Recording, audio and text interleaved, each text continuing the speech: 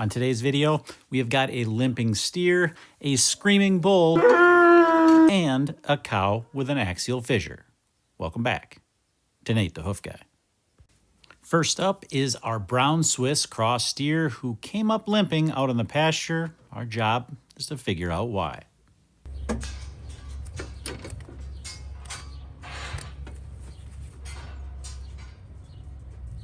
One of the misconceptions out there is that pastured animals have nice clean hooves and no hoof problems. This one proves otherwise. It's packed full of stuff.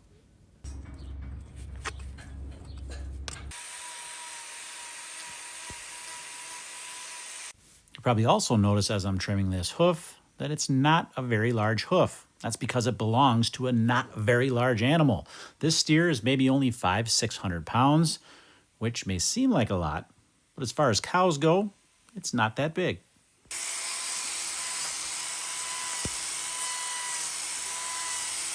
I know it. Someone's already typing in the comment section. What is a steer? Well, a steer is a male bovine that can no longer reproduce.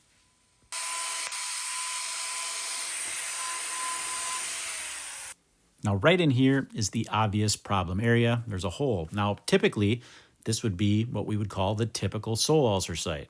But to find a sole ulcer on an animal that's raised on pasture, on a low energy diet, well, that would be odd. And this is definitely not an ulcer. Something else has happened here, likely because he's on pasture, he stepped on something, whether it be a rock or a stick or something that poked its way through.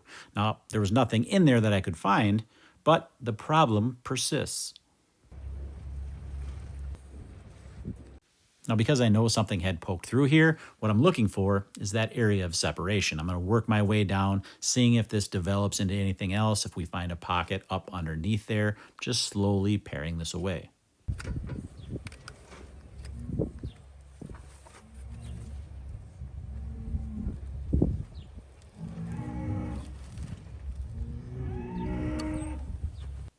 Did you hear that guy? Our work here has drawn the attention of the herd bull, and he doesn't like us being there.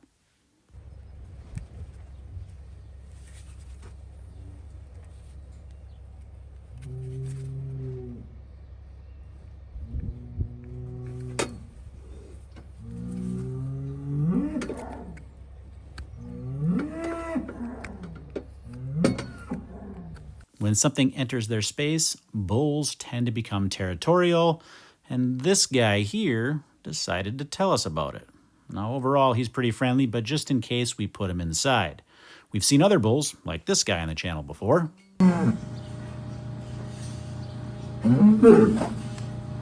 He would bluff, but generally harmless. Randy, on the other hand, he was an ornery one.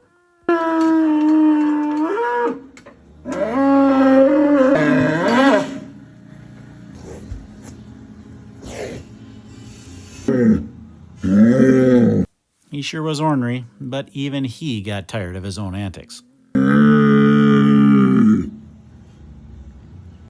So this guy here is a teddy bear in comparison.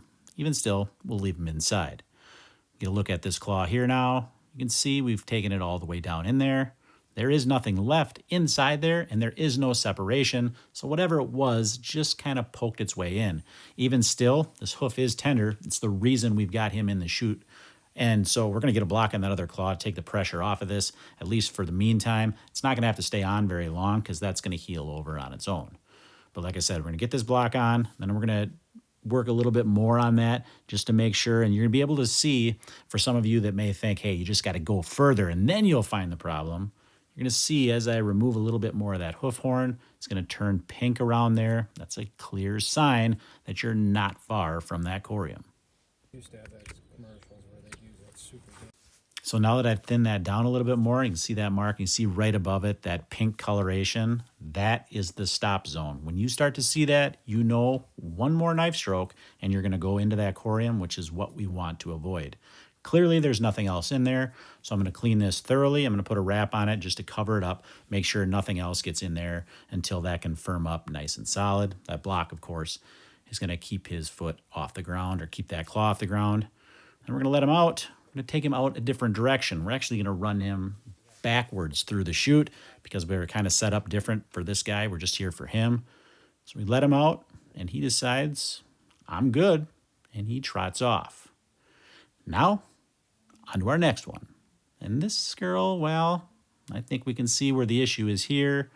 Definitely got a problem. That problem is actually hidden up inside those claws. That's right, axial fissure.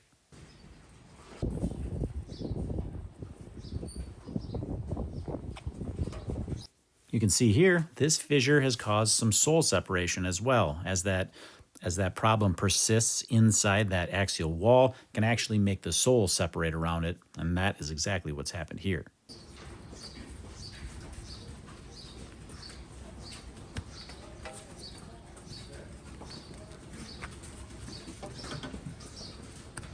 And would you look at those nice, new, fresh gloves? Now, there are few things in life that are better than, for a hoof trimmer, I should say, that are better than a brand new, fresh pair of gloves and sharp knives. We've got both of those today.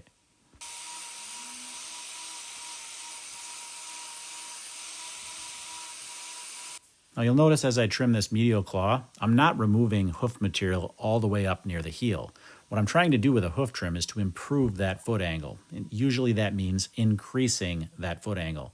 By leaving that heel or that more hoof horn toward the heel, that's how we create a better angle there.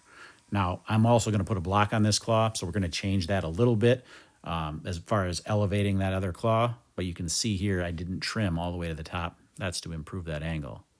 There, that's the problem we got to deal with. We've got a fissure in between those two claws, and it's going to work its way up toward the top.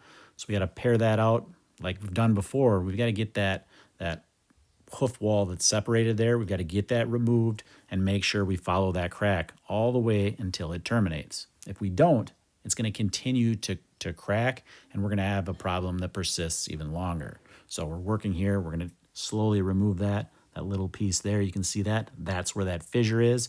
It's working its way up between those claws, so we got to remove all of that.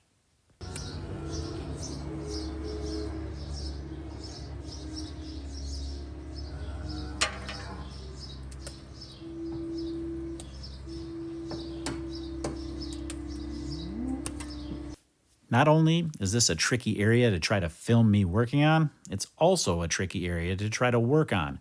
You're working on an area that's hidden in between those two claws. You can't get really the right amount of leverage it takes to get that hoof wall removed, but we do our best. You can see how that crack is working its way up. We got to get that all the way out of there. We got to make sure that that crack terminates. We're going to work it all the way up to the hairline and remove any loose horn around that as we go. Hopefully, if we can get that completely cleared, any lesion that's in there then can heal properly, and that new hoof wall will begin to grow from the hairline and work its way down. That takes time. We got to make sure that that crack is out of there so it doesn't continue to damage that new hoof horn as it grows.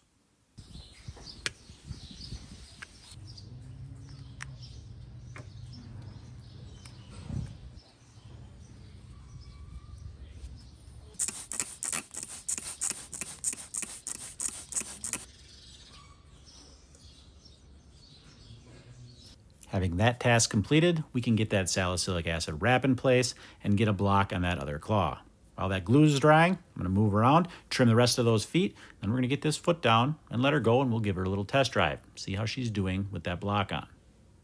Why the wood block? To add some stability to this foot. Sometimes with axial fissures, they want to rock back on that toe. This wooden block is going to help keep that stable and prevent her from rocking back. 882 is done. I'll let her go. You can see that foot is nice and stable. That's what we want to see. Until next time, thanks for watching.